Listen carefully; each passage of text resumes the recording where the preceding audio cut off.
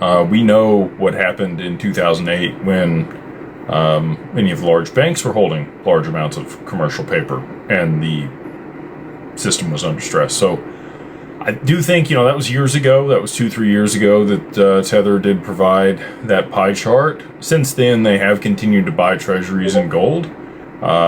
So, maybe they've divested of some of that commercial paper, but with Evergrande and many of the other things that people believe they may have invested in, if we did see the reverse carry trade unwind, there could be significant implications for that. I talked about a depegging of Tether in my first domino theory. Since then, I've revised to say it could be an either or. Tether depegs, or maybe there's some sanctions, depending on what Tether is being used for and what comes to light about it. So, again, there's a lot of people that use Tether. I think it provides a great utility outside the U.S.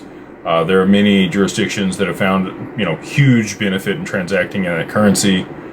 I think that it's odd to me that they would have launched a U.S. compliant stablecoin in USAT if they intended to get USDT compliant within the 3-year period that they had for the window after the Genius Act. So, yet to be seen. A lot of people have fudded Tether for a long time, and it's never had any issues, right? So, always just hearsay. We'll have to see if anything actually transpires from it, but I do think it will be looped into the cascade and credit crisis when all of this plays out here in the not-too-distant future. We're still waiting on the reverse, carry trade to unwind there in Japan.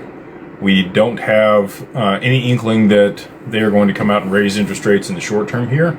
We'll go ahead and look at the yen versus the USD on TradingView. Back up in 159-ish, 158.97, trending a little bit higher here.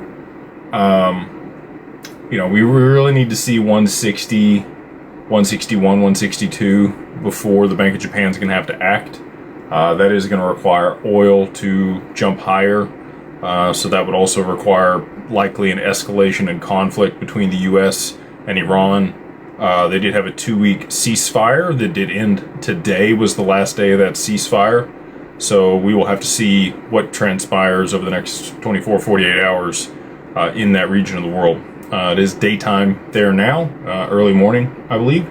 So, if conflict was going to happen, most of the time that's overnight. There's bombings and things, and again, not wishing collateral damage on anybody, praying for everybody in that region that this conflict resolves swiftly.